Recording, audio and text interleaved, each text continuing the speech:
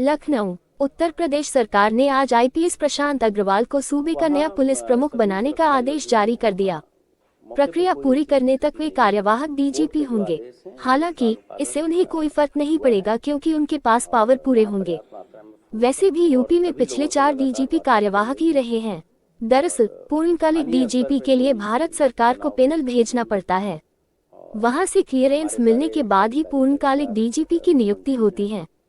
कार्यवाहक डीजीपी बनने के बाद भी प्रशांत कुमार के पास ईओडब्ल्यू और स्टेट एसआईटी की जिम्मेदारी बनेगी रहेगी। यूपी का कानून व्यवस्था का दायित्व संभालने के बाद ईओडब्ल्यू और स्टेट एसआईटी का प्रभार भी संभाल रहे थे। एमएससी, एमफिल, आईपीएस चुने जाने से पहले प्रशांत कुमार एमएससी, एमफिल और एमबीए की पढ़ाई की है। हालांकि यूपीएससी में उनका चयन तमिलनाडु कैडर में हुआ था, मगर पत्नी के बेस पर उनका यूपी कैडर ट्रांसफर हो गया। उनकी पत्नी डिम्पल वर्मा 1994 बैच की यूपी कैडर की आईएएस अफसर हैं। 4 गैलेंट्री अवार्ड, स्पेशल डीजी से पहले वे मेरठ के एडीजी भी रहे हैं। 26 जनवरी को प्रशांत कुमार गैलेंट्री अवार्ड से सम्मानित हुए हैं। आईपीएस प्रशांत को ये अवार्ड चौथी बार मिला है। आईपीएस प्रशांत कुमार 300 से अधिक एनकाउंटर में भी शामिल रहे हैं। ऐसे कई मौके भी आए जब सरकार संकट में रही तो प्रशांत कुमार संकट मोचक बनकर खड़े हो गए। मूल रूप से बिहार के सीवान निवासी प्रशांत कुमार को योगी आदित्यनाथ के पसंदीदा अफसरों में एक माना जाता है।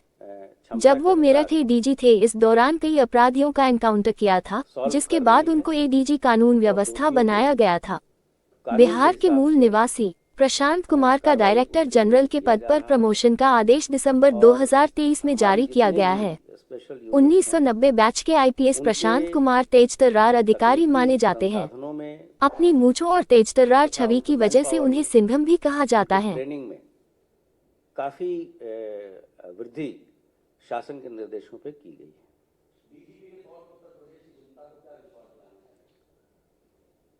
मैंने आपको बताया कि जनता के साथ मिलकर हम बेहतर से बेहतर सुरक्षा का माहौल देंगे और लगातार जनता का जो फीडबैक मिलेगा उससे हम अपने कार्य संस्कृति में और वृद्धि करेंगे और जितने भी हमें चुनौतियां मिलेगी उसको हम अपॉर्चुनिटी के रूप में देखते हुए आगे बढ़ेंगे। जैसा कि अभी आपने अयोध्या के जो विश्वविख्यात कार्यक्रम हुआ था, आपने स्वयं देखा था कितने सुचारू रूप से सभी व्यवस्थाएं की गई थी।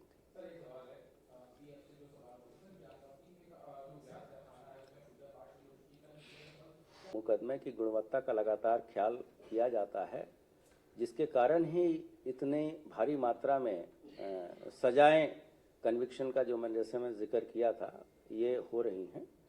और हमारा जो पुलिस बल है, इसमें लगातार जो नए रिक्रूट हमारे भर्ती हो रहे हैं, तो उनकी तकनीकी क्षमता भी जो पुराने हमारे बल के सदस्य हैं उनसे बेहतर है और समय के अनुसार उनको इन सर्विस ट्रेनिंग भी दी जाती है, जिसके लिए हमारा पूरा ट्रेनिंग डायरेक्टरेट है वो लगातार इस पे कार्य करता है। और इन सर्विस ट्रेनिंग के लिए भी हम लोगों ने विभिन्न कोर्सेज बना रखे हैं, जिसके तहत उनके समय समय पे नॉलेज का अपग्रेडेशन किया जाता है।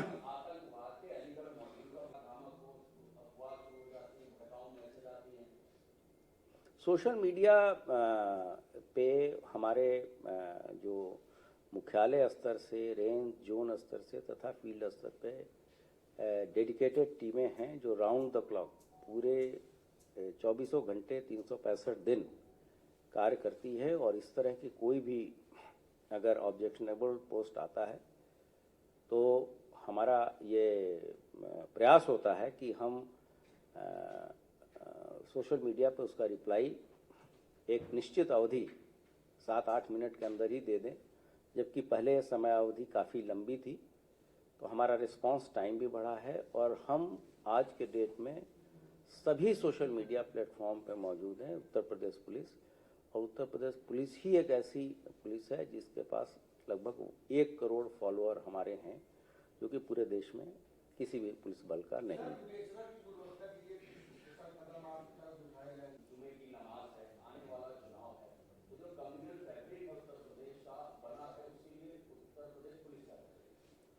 हमारे स्तर से जो भी रिलीजियस लीडर्स हैं लगातार हम बैठकें कर रहे हैं, हमारे लोग अलर्ट हैं।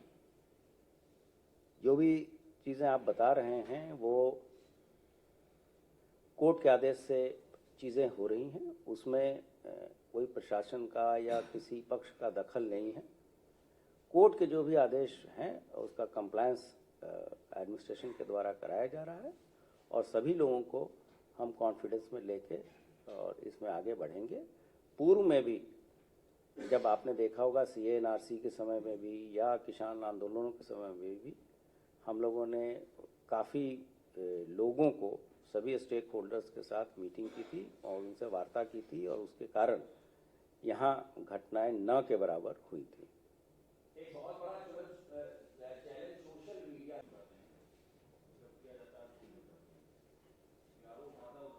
ये इस बारे में शासन और विभाग दोनों ही काफ़ी गंभीर हैं। ऐसे लोगों को जहां से अगर मान लिया किसी कारण से फ़ोन नहीं उठ रहा है, ये निर्देश दिए गए हैं कि अगर तत्काल जब मीटिंग ख़त्म होती है तो रिंग बैक करें और प्रत्येक याची के साथ मिलकर और उसकी ग्रीवांस को सुने। ग्रीवांस रिड्रेसल के लिए भी मुख्यालय स्तर से एक अलग से पोर्टल लॉन्च किया गया है, जिसमें आने वाले शिकायतों की निस्तारण के साथ साथ उसकी गुणवत्ता का भी हम लोग ख्याल रखते हैं।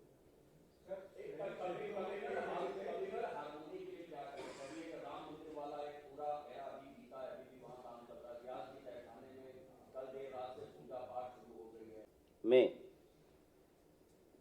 नए वाहनों के क्रय की प्रक्रिया शुरू हो गई है और हम बहुत जल्द ही लगभग 3200 4 पहिया तथा 1600 2 पहिया वाहन अपने बेड़े में और सम्मिलित करेंगे। ऑपरेशन त्रिनेत्र के तहत बहुत ही अल्प अवधि में विभाग के द्वारा लगभग 10,49,000 कैमरे लगाए गए हैं, जो कि 5 लाख जगहों पर व्यवस्थित किए गए हैं। इनसे महत्वपूर्ण घटनाओं को हल करने में काफ़ी मदद मिल रही है। अभी अयोध्या में विश्व प्रसिद्ध राम मंदिर का उद्घाटन समारोह में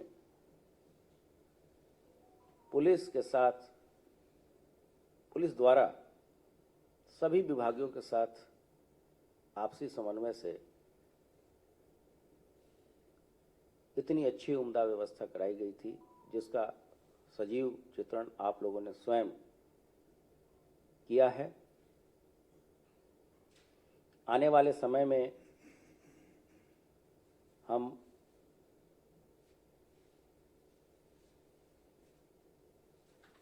क्राइम और साइबर, विशेषकर साइबर क्राइम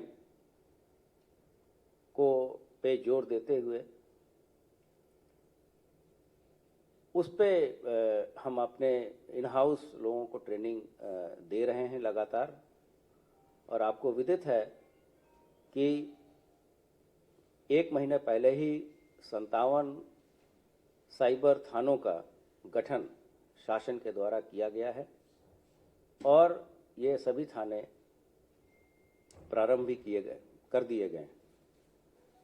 इस प्रकार पहले से 18 और ये 57, तो प्रत्येक जिले में, प्रत्येक पुलिस डिस्ट्रिक्ट में अब एक स्पेशल साइबर थाना भी है तथा प्रत्येक थानों में एक साइबर हेल्प डेस्क की भी व्यवस्था कराई गई है। आने वाले कुछ महीनों में लोकसभा का आम चुनाव होना प्रस्तावित है, जिसकी तैयारी विभाग के द्वारा कर ली गई है। प्रारंभिक जो तैयारियां की जाती हैं उसे पूर्ण कर लिया गया है और उसके तत्काल बाद महाकुंभ का आयोजन होगा 2025 में। उसके लिए भी तैयारी जोर शोर से विभागीय स्तर से की जा रही है। इसके अतिरिक्त यदि आप कोई अपराधों में अगर हम कन्विक्शन की बात करें तो उत्तर प्रदेश में का दर 70.8% है, जो कि राष्ट्रीय एवरेज से 180% अधिक है। राष्ट्रीय एवरेज जो है कन्विक्शन का वो 25.2% है।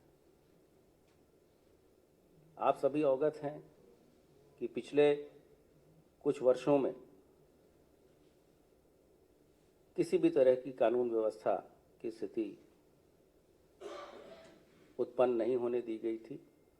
ये बेहतर रणनीति और फील्ड के अधिकारियों के सूझबूझ का परिणाम है।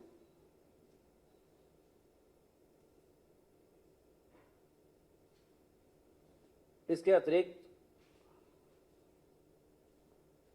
पिछले कुछ वर्षों में जो भर्तियां की गई हैं वो पूरी तरीके से पारदर्शी तरीके से भर्तियां हुई हैं तथा लगभग 1 लाख नई भर्तियां की जा चुकी हैं और वर्तमान में लगभग 80,000 लोगों की भर्ती विभिन्न पदों पे प्रचलित है, जिसकी प्रक्रिया शुरू हो चुकी है। ये पहली बार पिछले कुछ वर्षों में ऐसा है जबकि भर्ती की प्रक्रिया पर किसी तरह का कोई प्रश्न चिन्ह नहीं लगा।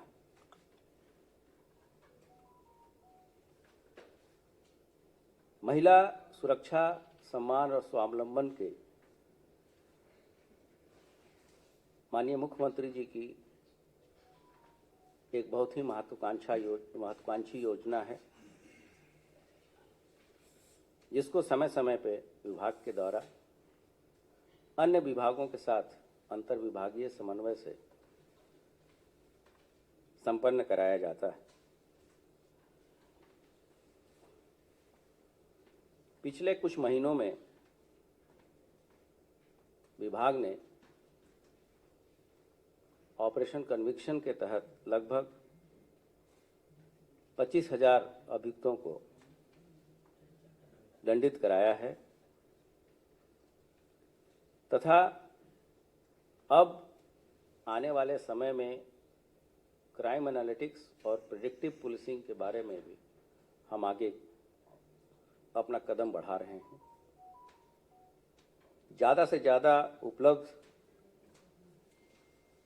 तकनीक का इस्तेमाल करते हुए आर्टिफिशियल इंटेलिजेंस को भी हम अपनी डे टू डे वर्किंग में समावेशित करने का की हमारी कार्य योजना है।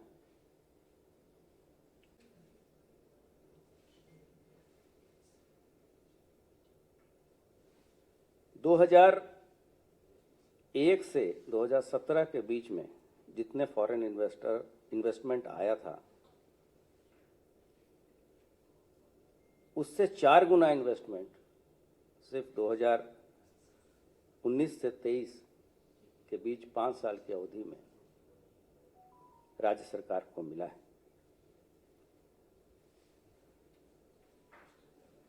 आप सबके साथ हम लोगों ने एनसीआरबी के भी नक्शे से साझा किए थे। 2023 का जो एनसीआरबी का डेटा जारी हुआ था उसके हिसाब से अगर अपराध दर की स्थिति हम देखें तो उत्तर प्रदेश का पॉपुलेशन पूरे भारतवर्ष का लगभग 16.99% है तथा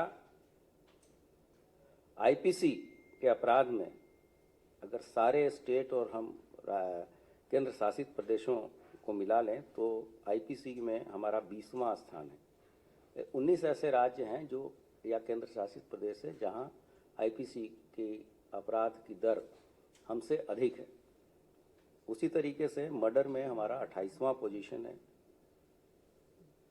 किडनैपिंग फॉर रैंसम में 30वां, रेप में 24, लूट में 27 तथा वुमेन रिलेटेड क्राइम में हमारा 14वां स्थान है।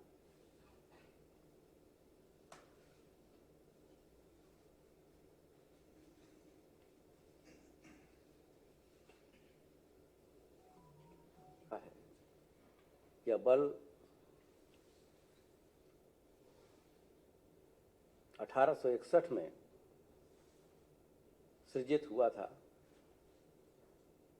और उसके बाद से लगातार अनेकों चुनौतीपूर्ण जिम्मेदारियों का निर्वहन सकुशल रूप से समय समय पे हमारे वीर साथियों ने किया है। जैसा कि आप अवगत हैं, वर्तमान सरकार की अपराधों के प्रति जीरो टॉलरेंस की नीति रही है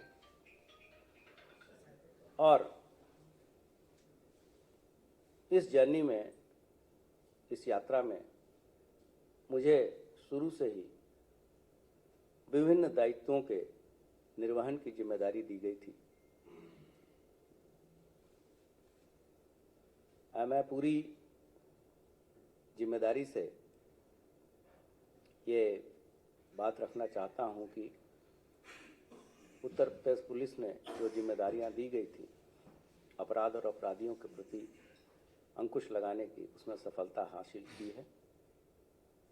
ये चीज़ें जो विभिन्न आंकड़े भारत सरकार के द्वारा जारी किए गए हैं समय समय पे, उससे स्पष्ट होती है। किसी भी राज्य की प्रगति का सूचकांक वहां आने वाले निवेश तथा सुदृढ़ कानून व्यवस्था पर निर्भर करती है।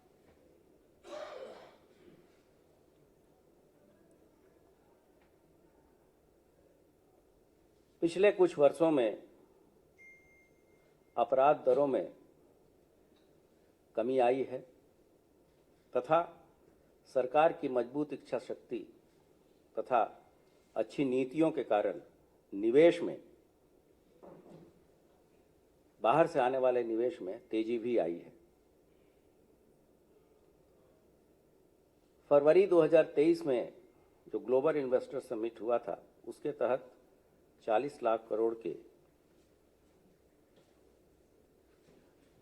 MOU साइन हो चुके हैं, जिस संबंध में ग्राउंड ब्रेकिंग सेरेमनी का भी आयोजन जल्द ही किया जाएगा। इससे लगभग 1 करोड़ रोजगार के सृजन होने की संभावनाएं हैं।